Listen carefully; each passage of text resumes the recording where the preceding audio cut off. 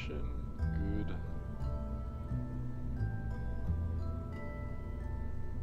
Some memories.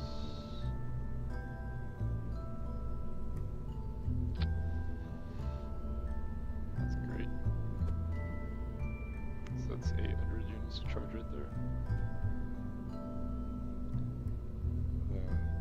Yeah, wish we had a bigger disc, but I guess we don't.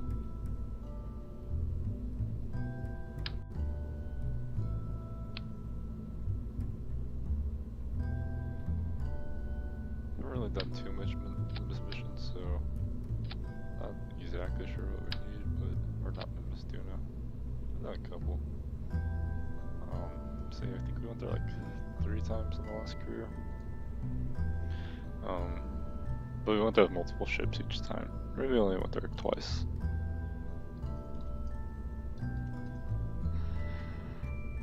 Doing the SAT 1. Let's just reread it real quick. I don't know if I fixed Booster 1 yet, but right now we've been using Booster 1 to launch a lot of our stuff. Booster 1 works pretty good, and I can talk about some of its drawbacks and benefits. And one of its obvious drawbacks is that sometimes it actually does have trouble getting to orbit. Luckily though, we seem to be launching such big things that it's not really that big of a deal. Sometimes it accelerates too quickly. What's this? HECS? Good. That decouples on that, and finally that.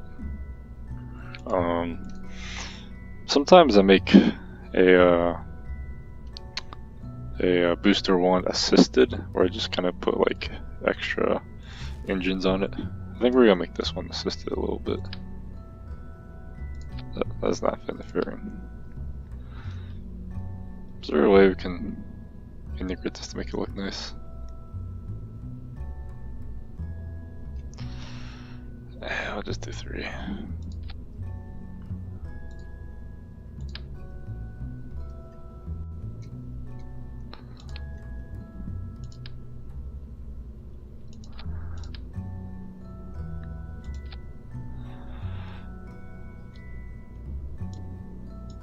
That looks okay.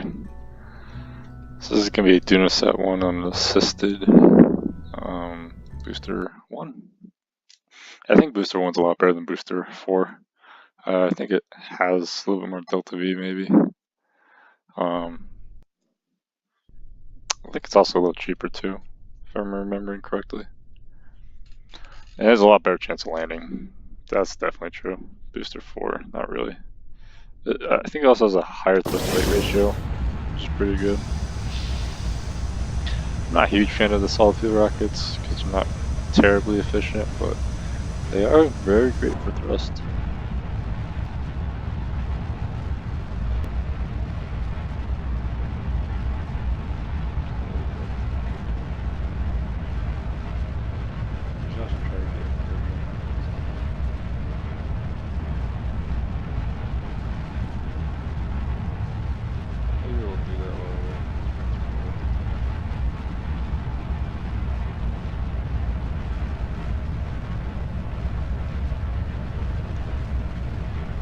Yeah, so I don't want to put this engine at full thrust, but I've been doing it just so it, because if it's at full thrust, it'll accelerate too quickly, and then because drag is exponential, so like the faster you're going, the more drag you experience.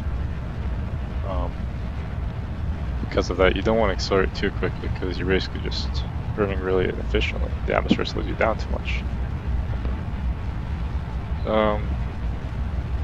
But at the same time, I also don't want to screen swing black. I don't want to just went black again. It's weird. I don't know if you guys see that recording. What happens for me?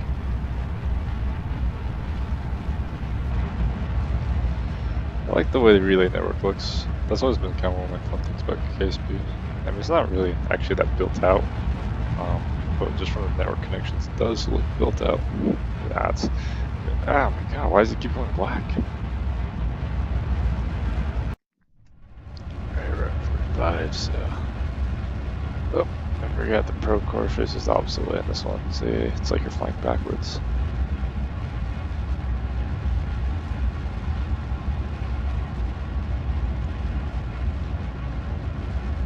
See, we're going pretty fast this way.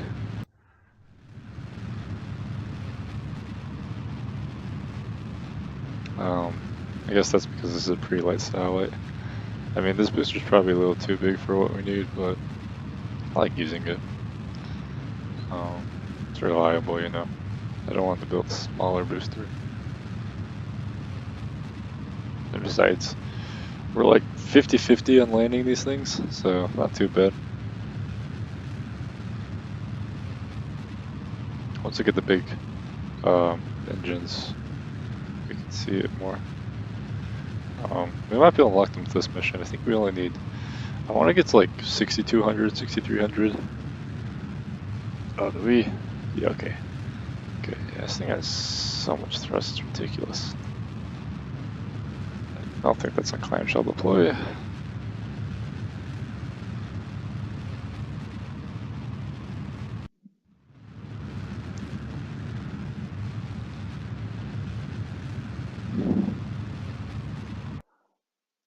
Alright, there we go. Decouple that. This thing's some RCS backwards. Cut the thrust.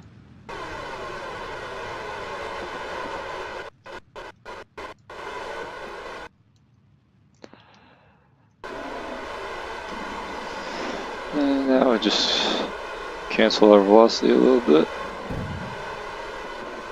Mostly our horizontal velocity, because we still want to be going up. And previously I've overcut this, so I think...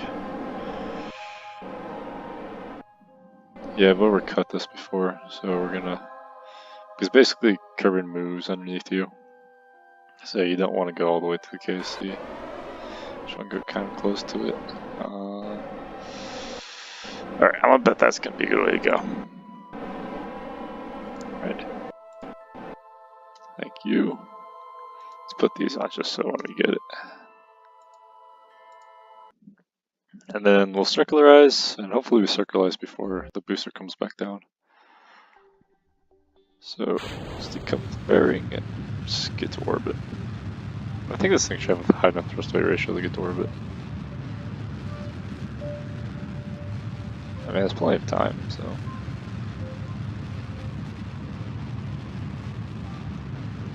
And this satellite will be useful if we do a doing a surface probe. We'll probably launch that after this thing gets to doing an orbit. We might be ready to launch the Duna mission at that point. Although I think I want to go to E first. I went to E first last time at Gilly. It was a decent idea. I'd recommend it. Especially if you're not really too confident about your ability to do interplanetary stuff. Don't try to land on it though. Eve's a nice one to just go for to start with. It's easy to hit Eve. See, we're burning too much that way. Now the most efficient way to burn is at apoapsis, but I'm gonna burn before apoapsis because I want to be able to switch back to the booster before it crashes into the ground or gets too low in the atmosphere, so I can control it. Oh, we don't have any newer nodes. I don't know when we unlock newer nodes. I think you have to have like a high enough pro level. So basically, as long as this is going down, it's just start going up. So that means we're no longer burning our most or the best angle. It's basically you want your angle to be like tangential, so like parallel to the tangential apoapsis. If you want to create kind of like a circular orbit. That's good, and look at this, it's still 89,000. So let's see if we hit our target correctly, which is of course the ground. And it looks like we're going to be overshooting it. And we don't really have a ton of liquid fuel. We can check, why is this UI so small? Delta V stats and 340. Okay, 340 is not bad. We should just put parachutes on this thing.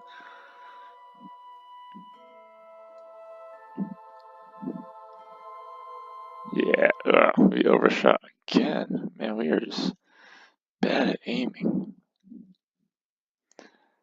And I don't like going this way because, you know, the mountains aren't very friendly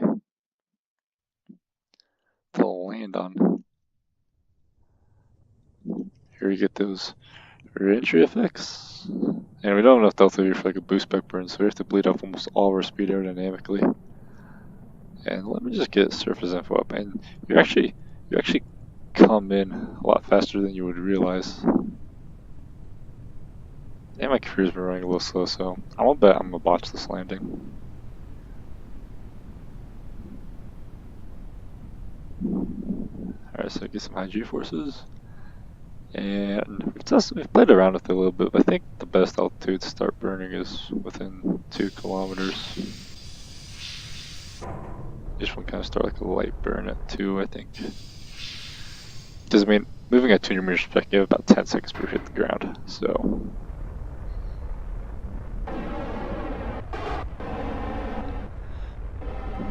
And you don't have a lot of fuel. It's one of the annoying parts of doing these missions. Last time I think we ran out of fuel at about 50 meters per second. So let's flame it, and ooh, we ran out of fuel at. Okay, the engine exploded. Wait, what's going on? Ah, why'd you have to bounce? That was gonna be a nice soft landing. Let's get those airbags in. Yeah, messed that one up. Those are monoprop tanks. Okay, no biggie. No biggie at all. We honestly need to redesign this thing anyways. Stop tilting. Why is my computer going so slow lately? Look at these things. What are they doing? Alright, let's get the probe. Yeah, that place is just gonna be like a minefield debris. We also need to get the guy off Mid-Miss. Kinda don't want to do that. Mid-Miss is so far away. Not really, just takes like 30 minutes to get there. Ooh. Let's do one more mission. 7 more missions.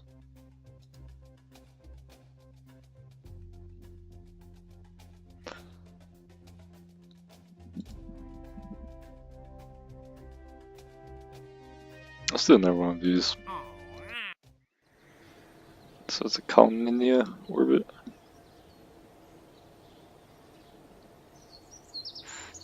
Kinda mad about that moon one. Geosynchronous. Oh, so this is gonna be like geosynchronous. The thermometer. Oh, thermostat 3. We already have one of those. I think we've already did this one. Let's see if the rocket's still attached to it. Thermostat 2.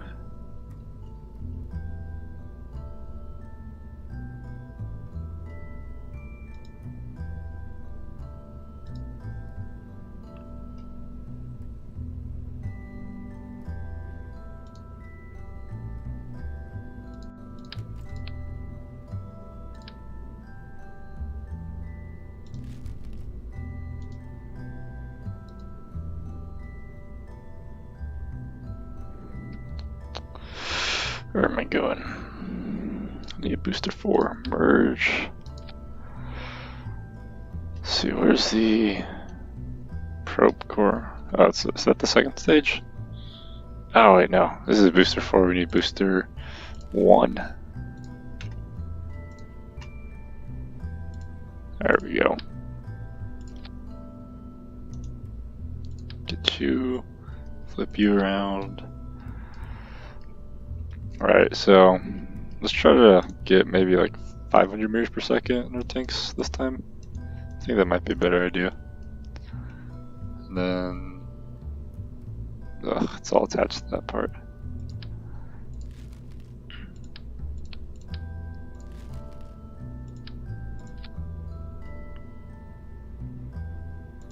Thermostat 3. Got relay, yep. Where'd it go? Thermometer. Okay, we can do this, we can do this.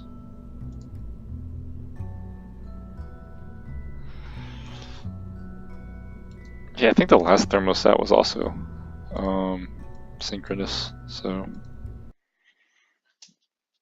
we'll see, we'll see. Yeah, and then we'll do a Do Not Fly By next episode, probably. And we'll also have enough money where we can start the R&D of the new booster, the MK3 booster, which we'll use to launch bigger and better. Now, just because we get the vector engines does not mean we have everything we need. We actually need a lot more stuff. What do we need specifically? We need better probe cores, I think. We need one that has like radial up, I think, for optimal usage. I got the burner controls. I think to make the booster we have everything we want. Maybe we need bigger caravan tanks, but with 500 science buy-in, I think we have both of what we want. So, yeah, and then we can make a prototype of the MK3 lander. Last time the MK3 lander worked out much better for like Minmus and Mun than it did for what are those places called? Like Duna and Eve. I think in the last career we stopped playing right as we were about to do Jewel missions. We were gearing up for like a Jewel. We're sending a Jewel relay in. It's pretty fun. I think maybe this time we'll go to Elo before we go to Jewel, maybe. I mean, Jewel's tough. I like Jewel though. Jewel's fun.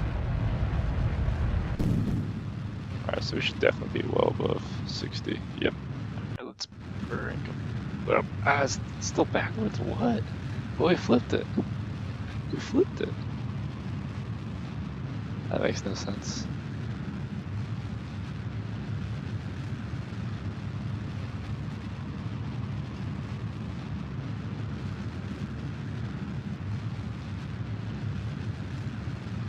Yeah, so this time around when we do our flip, we're gonna... Oh, wrong one. We're gonna try to keep 500 to 400 delta V and then see if that makes a difference. Then you decouple it. Okay, go. Flip it.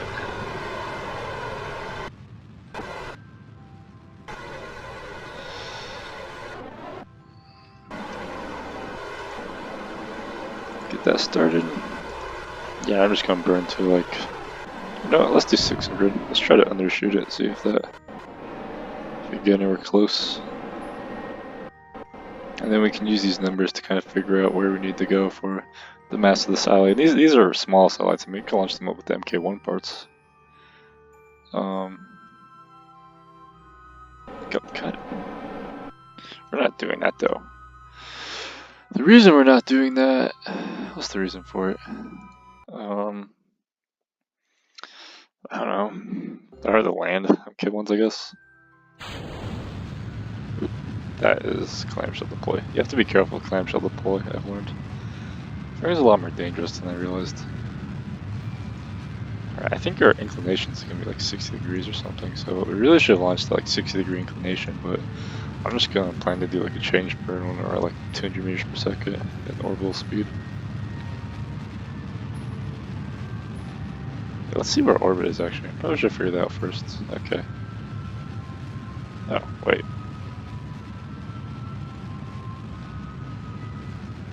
Geosynchronous. Yeah, we're not doing colony. I forgot about that. Geosynchronous is easy to get to. Just the inclination of 0. Yeah, this should work out fine.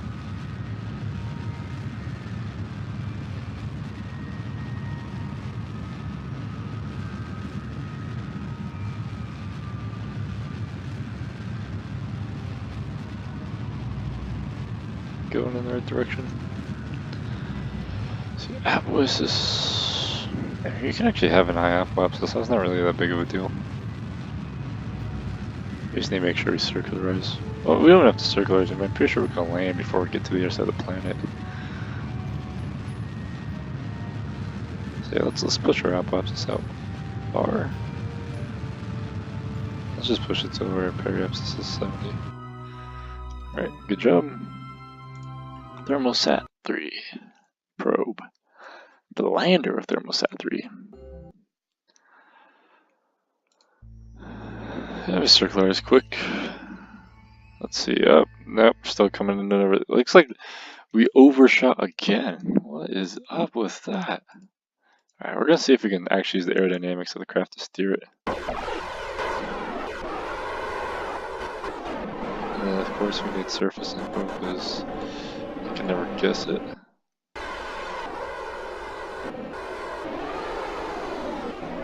Alright, up late. Slow down and up late. And of course, it immediately rights itself. And I think I want to be able to steer with these, but I think we actually need them for the landing to slow ourselves down. Because I think if we didn't have them, we would just die on our entry. Alright, so last time we were burning at 2 kilometers when we start. We were moving at 200 meters per second. So let's do like around 1.8, or maybe we'll just slow down the burn a little bit.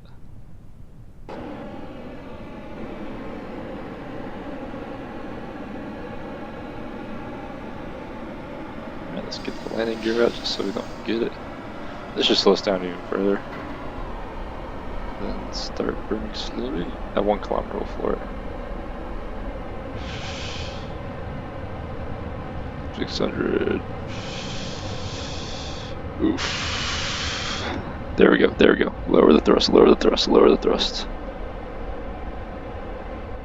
Up, we're moving sideways. Stay. Oof. Come on, nail it. Don't tip, don't you dare tip. Ah, we got one. Okay, let's see how much this is worth at. How far are we from the KSP? There should be a piece of debris out there or something. No, okay. That's like maybe 20 kilometers away. 15 to 20. And this booster is worth, I'm guessing, 80k, hopefully. Maybe that's a lie. 60k. 80 to 60. 0.0 science. 62,000. Yeah, 80 was high. 62,000. That was a pretty good part. So what's the most valuable thing from this? Fuel tanks? Not really. Mech chip. Wow, mech chip's actually worth a lot. I had no idea mech chips were so expensive. The rocket mechs, that was pretty expensive. It's the advanced inline stabilizer. Is it the reaction wheel? That was worth a lot more than I thought.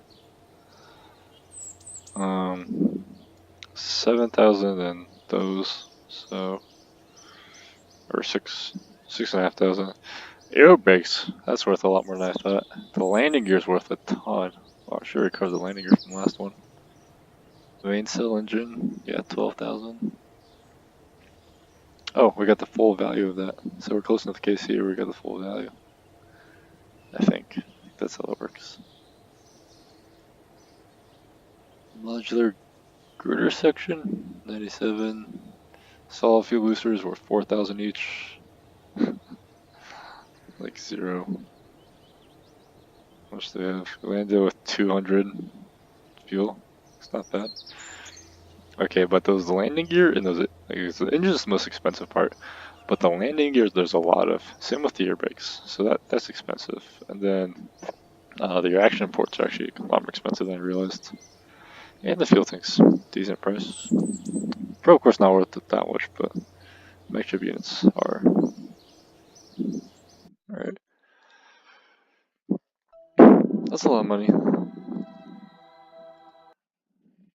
So now we just got to get to the equatorial orbit. I like how they say like geosynchronous, but they never say like geosynchronous with a specific orbit, so or like a specific location on the ground. Like, correct me if I'm wrong, but I think most of the companies that request like geosynchronous orbits from launch providers like SpaceX, I think they're mostly looking for like over a specific location, right? Like they're using it as like a relay or something? I don't know. An eye in the sky.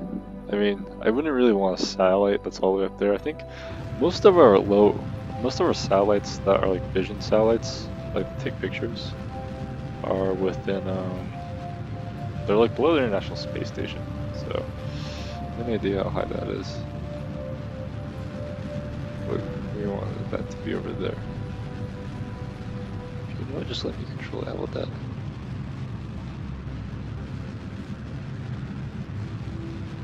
Get the apoapsis to line up with the periapsis. Alright, let's make sure our solar panels are in a good place. They are. Let's warp to our apoapsis. Well, within like 1 or 2 minutes. Actually, we can just burn a periapsis. I think that makes more sense of the company.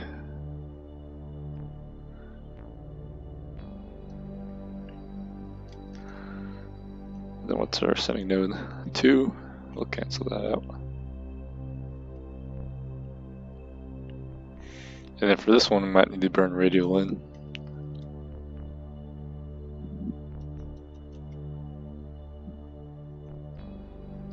Just make sure you light up on it. And timer for a little bit. And then I like to just cancel out the Mectra block.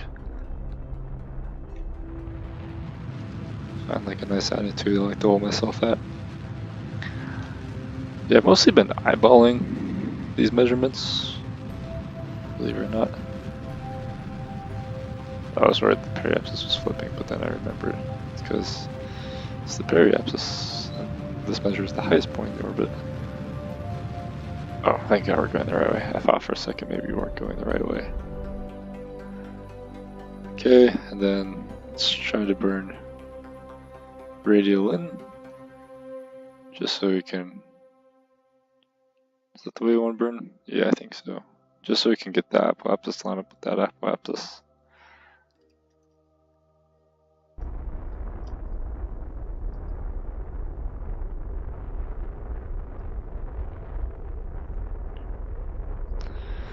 And then after this, we just need to cancel our descending node and then maybe raise our periapsis a little bit.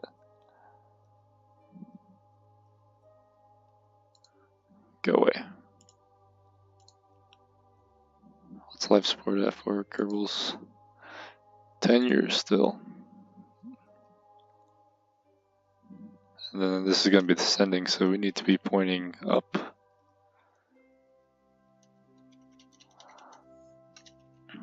Up relative to Kerbin. So that's going to be right here on the nav ball. And yeah, I always pack too much fuel for these missions, but better safe than sorry in my opinion. I'm willing to spend money on them. I'm not really that frugal, you know. More of like just kind of concerned about my own personal time in your life, and how much of that I can do with the Kerbal Space Program. Because I really enjoy Kerbal Space Program. It's like space is my calling, you know, and this is about the closest I get to it. Alright, just let's make sure we get stability before we deploy the satellite.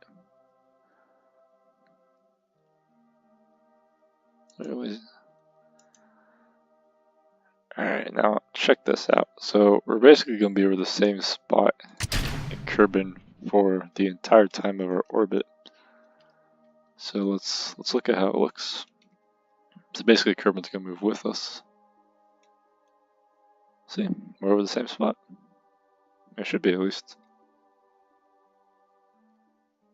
I mean, we'd have to be completely circular, right? Is this not geosynchronous? Can you have non-circular geosynchronous orbits? I don't think you can.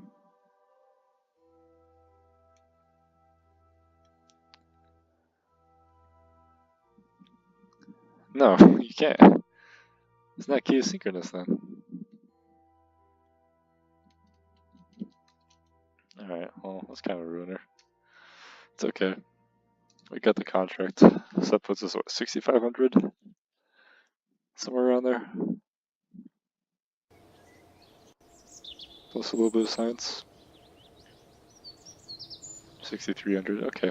Next episode, we'll do a, one more mission to get some money and then we'll R&D that up.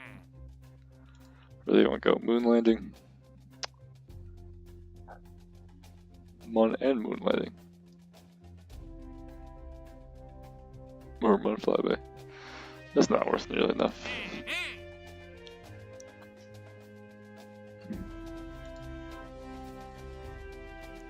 I'll just get this. Alright, I'll see you guys next episode.